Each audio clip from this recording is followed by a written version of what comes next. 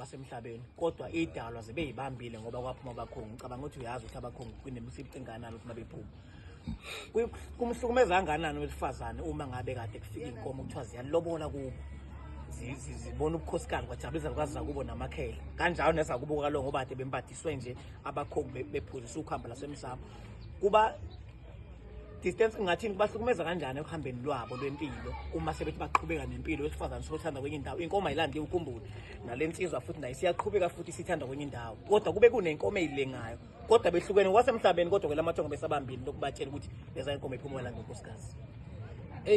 Dloko mfowethu wayikhuluma indaba enkulu. Kunomthela kakhulu omubi kuphela ukuthi abantu ngeke bewubone ngaleso sikhathi.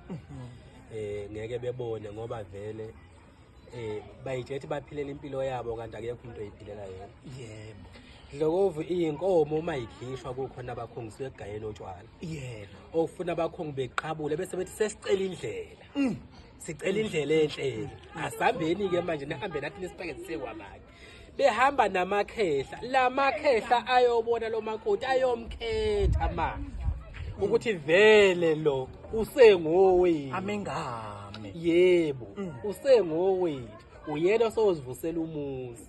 Sebenakho ukumbheka noma ekuphi ngoba uyini usefana ukuthi usengowabo. Inkomo zabo eyiphumile ngoba ibona ini umakoti. Ngoba ziyonke enkathi ingena lapha inkomo futhi isho senihlukene edloko.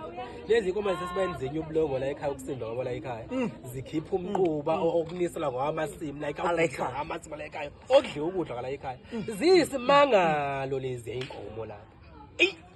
Zilokhu yimile lezi inkomo thina sazela ukulanda umakoti ziyaqhubeka futhi ziyazala ziyazala lo mlobokazi lo silotsholo umakoti usiyaqhubeka yena nohlelo lakho uthi uyithandela kwenye indawo kodwa nazi inkomo zizinya ubulongo la zilokhuza umquba la ekhaya uthola ukuthi mhlawumbe sakwazi wathathwa ngisho yodwa kwenzela uyisihlanu la eboshwa ngecala oba sekuyicala sekulicala ke manje engasayi lengane kuyogana lapha kodwa uphathisa isihlangu senkomo yakubo kwalengane lapha ilotsholwe ikhona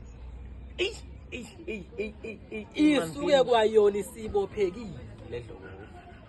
Yingakho uthi makushaya isikhathi sokuthanda sebehlukene kube nendlela ezolandelwa eqondile. Kangangokuthi nenyawo zalabakhongi abacela ubuhlobo sekufuna beyigqile lapha esangweni.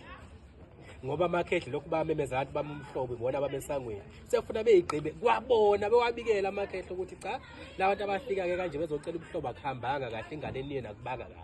Kuze beyikhulule ukuzikhululeke lengane kwazi kuyifunela omunye umendo ziqonde ukuthi sekunento engasahambi ngoba makulokhu ukuthi kuye kwalezi inkomo zakaZondi zize kangema kusho ukuthi abakwaZondi basenonkosikazi lapha noyingodusi noma engakaqholisi kunjalo ngisho niyimukela neniphilayo bathi laba balele simukela kanjani phela inkomo zomuntu ngoba sichazelwe futhi lengane siyayibopha ukuthi sengaphindi ibone kwenye indawo futhi uma kusekhona inkomo zakaZondi kwangema zibophile mfowethu uyoyithatha wena ngokuphila kwasemhlabeni kodwa laba bakwazi ukuyimukela ngoba abalingani babi laba kwayise wayo ngoba esenzela ihlangu ngalenkomo yakulapha eqhamuka khona kaZondi alisekho uhambo lakhe kuhle ngoba ubuzwa amacala ukuthi kanjani ekubeni sibona labantu bengasaqhubeki abantu abayiqonda ingozi lapho ke leyo nto ngoba abakhongi basuke bembathiswe